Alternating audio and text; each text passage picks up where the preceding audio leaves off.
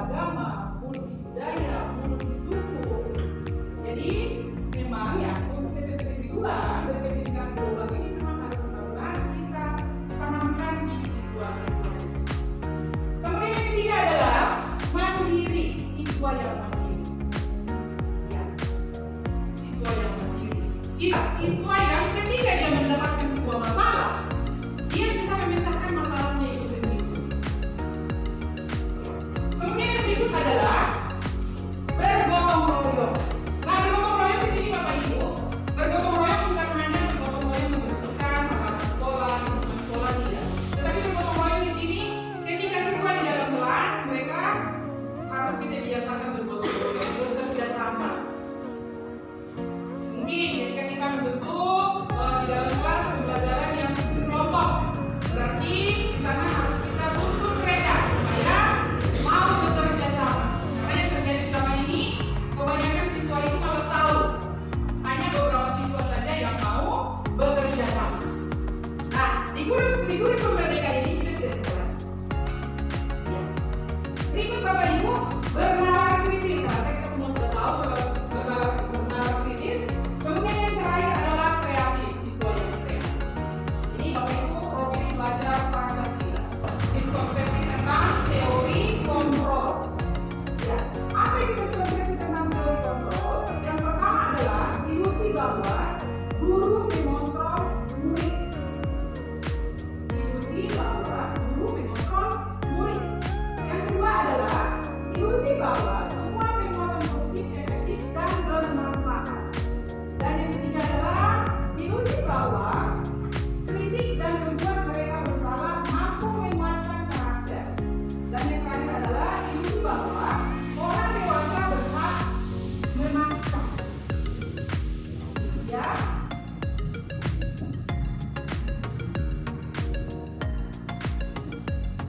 Ya, mari Bapak Ibu kita lihat materi yang berikutnya adalah mengontrol paradigma stimulus respon ke pendekatan teori kontrol. Apa perbedaan stimulus respon dengan teori kontrol? Ya, ada beberapa perbedaan di sana. Yang pertama adalah stimulus respon, realitas atau kehidupan kita itu sama. Itu menurut respon. Sedangkan menurut teori kontrol menyatakan bahwa realitas atau kehidupan kita berbeda. Yang ada di rumah. Kalau kamu juara 1, mama akan kasih kamu misalnya apa, barang apa. Sering kita lakukan di rumah. Bahkan di sekolah sering juga. Anak-anak kalau kalian bisa menjawab soal nomor 1, guru akan kasih misalnya gula-gula. Berarti itu hanya motivasi untuk mendapatkan penghargaan saja. Kemudian motivasi perilaku manusia yang ketiga adalah untuk menjadi orang yang mereka inginkan dan menghargai diri sendiri. Nah, dari ketiga motivasi ini Bapak Ibu, yang diharapkan adalah yang ketiga ini. Motivasi untuk menjadi orang yang mereka inginkan dan menghargai diri sendiri. Kalau sudah yang ketiga ini berarti ini sudah termasuk ke berasal dari intrinsiknya, kesadaran dari siswa tersebut. Sedangkan kalau kedua yang pertama, motivasi perilaku yang pertama dengan yang kedua ini masih bersifat eksternal, masih dari luar dirinya, belum ada kesadaran. Nah, yang kita harapkan adalah motivasi yang ketiga, yaitu motivasi untuk menjadi orang yang mereka inginkan dan menghargai diri sendiri. Baik, saya lanjut lagi Bapak Ibu.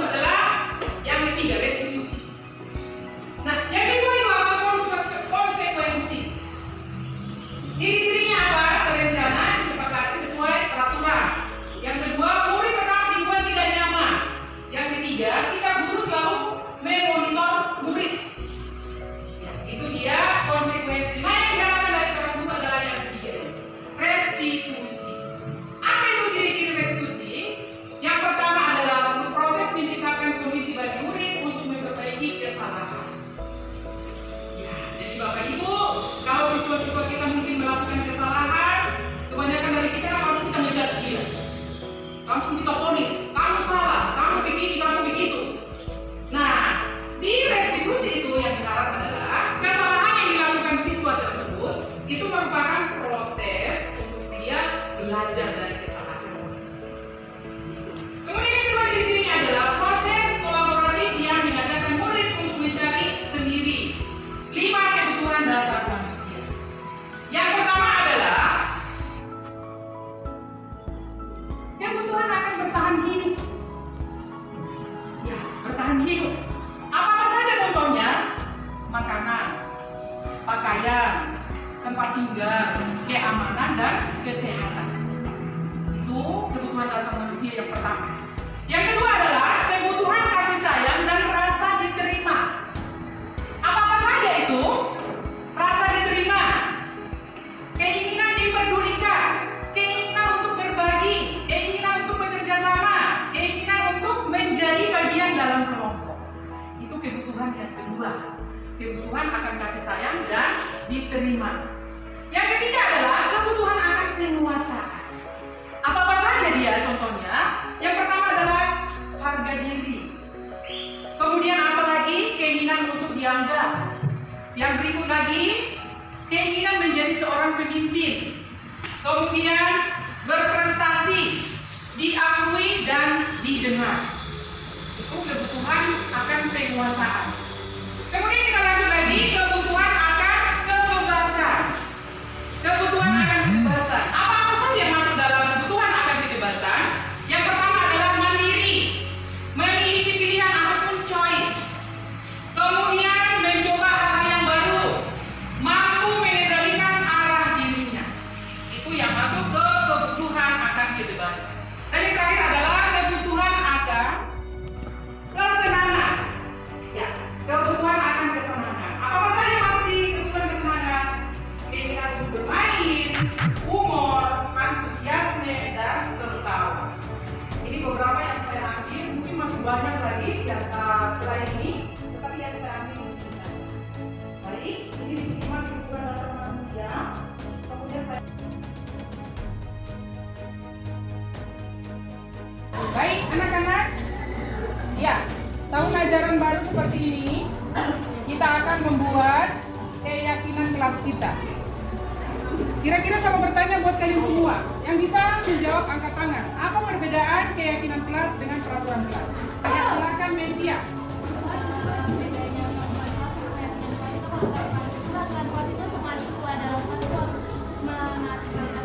Kalau keyakinan kelas itu setiap siswa mempunyai keyakinan yang berbeda-beda terhadap kelas itu sendiri. Maksudnya kayak keinginan untuk mencapai sesuatu di dalam kelas. Banyak. Yang dibilang media itu udah betul. Hanya apa sebenarnya perbedaannya adalah kalau peraturan kelas hanya satu pihak yang menentukan.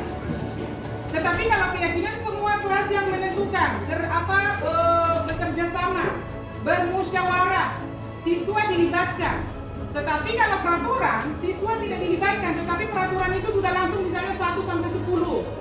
1, 2, 3 begitu. Tetapi kalau keyakinan, semua kelas yang menentukan. Kita sendiri, kalian dengan ibu guru, bersama-sama dengan ibu guru. Keyakinan kelas berarti dorongan dari dalam diri kalian. Ada kesadaran. Tetapi kalau peraturan, itu dorongannya dari luar, karena orang lain yang membuat. Tanpa dilibatkan kalian semua yang ada di dalam kelas. Nah, di sini ibu guru sudah sediakan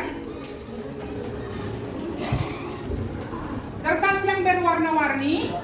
Saya akan bagikan ini kepada kalian semua satu persatu. Tuliskan nanti namanya di atas. Kemudian pertanyaannya adalah tuliskan impian kelas yang kalian inginkan. Impian kelas seperti apa sih yang kalian inginkan? Di dalam bersama dalam ngaji. Dilarang bersama dalam ngaji. Oh, beneran Cuk. Coba foto Cuk. Satu aja. Oke.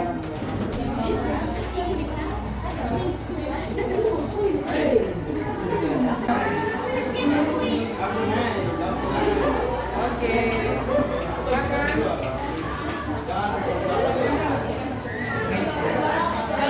Jejer ya. Aduh.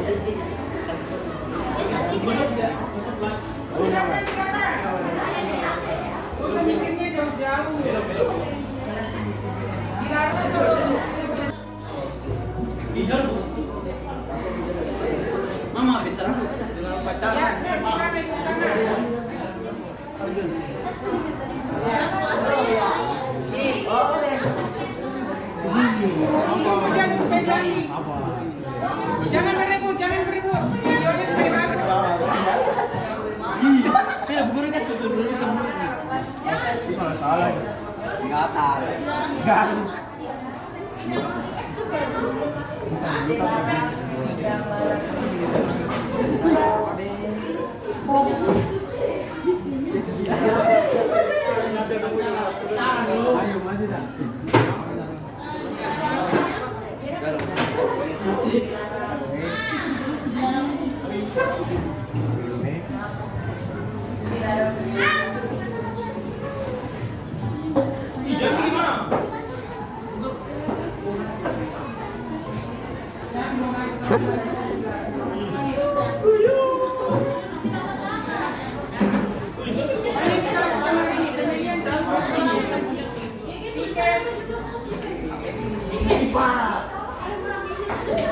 Putus asa ini putus asa. Ngapain tempel di kita aja dulu.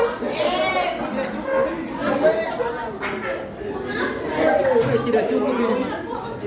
Permisi dulu. Oh, tidak muat.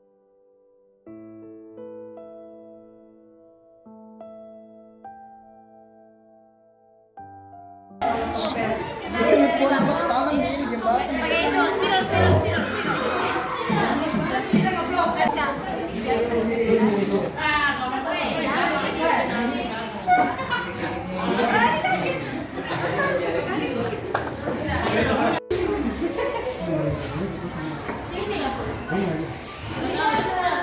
Sama.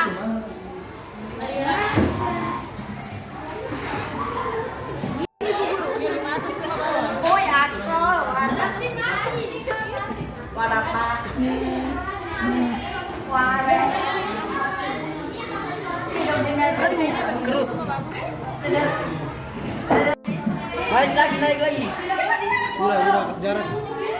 Dah, pas. Ye. Sudah.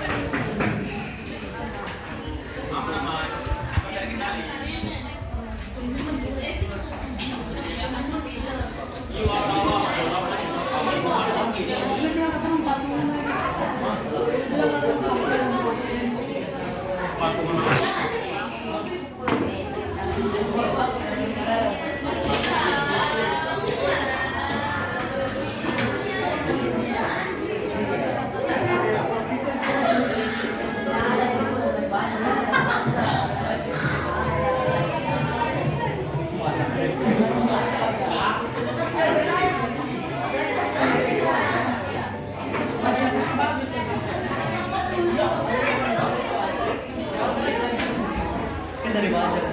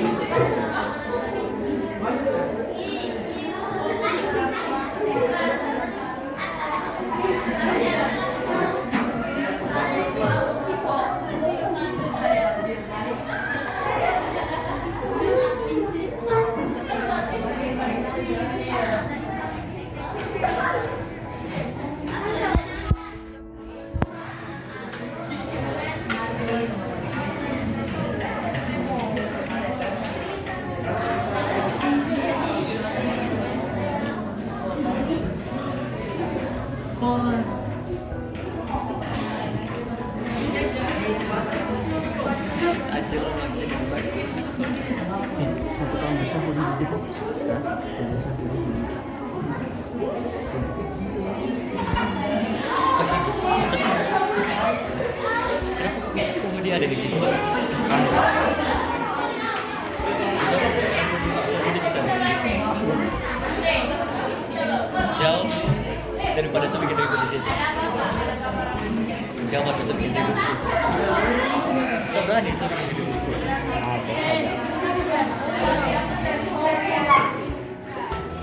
Biasanya. Kalau kemudian hei.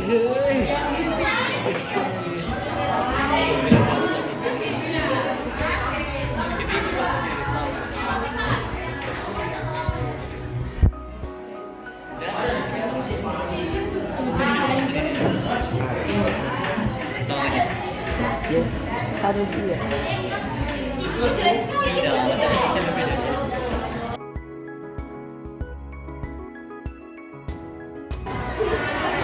Perkenalkan, nama saya Ignatia Mefiana Alberto. Saya dari kelas 9 IPA Nusantara.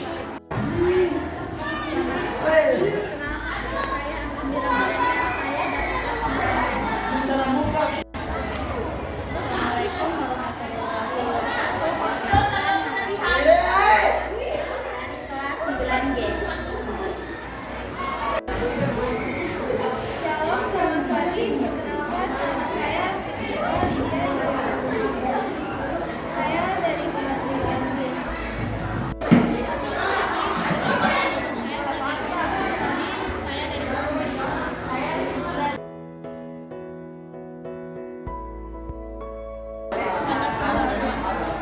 Saya senang dan bahagia. Senang indah. Saya ketika membuat keyakinan kelas 11, saya merasa senang sekali dan enjoy untuk membuat keyakinan kelas 11. Perasaan saya sangat bahagia dan gembira. Dan saya sangat senang dan sangat gembira.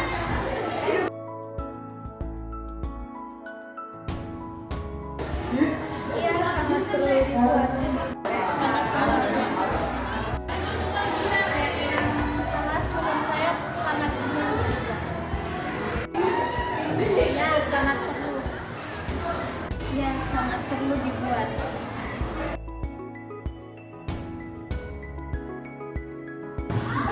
Karena dengan adanya keyakinan kelas bisa membuat kita menjadi disiplin dan tertib. Karena dengan adanya keyakinan kelas, kita semakin disiplin dan tertib. Menurut saya, keyakinan kelas sangat dibuat karena dengan adanya keyakinan kelas, para siswa diajarkan untuk disiplin dalam kegiatan belajar sekolah dan melakukan kegiatan. Ya, karena dengan adanya keyakinan kelas membuat kelas lebih tertib. Karena dengan adanya keyakinan kelas, kita akan semakin baik ke depan.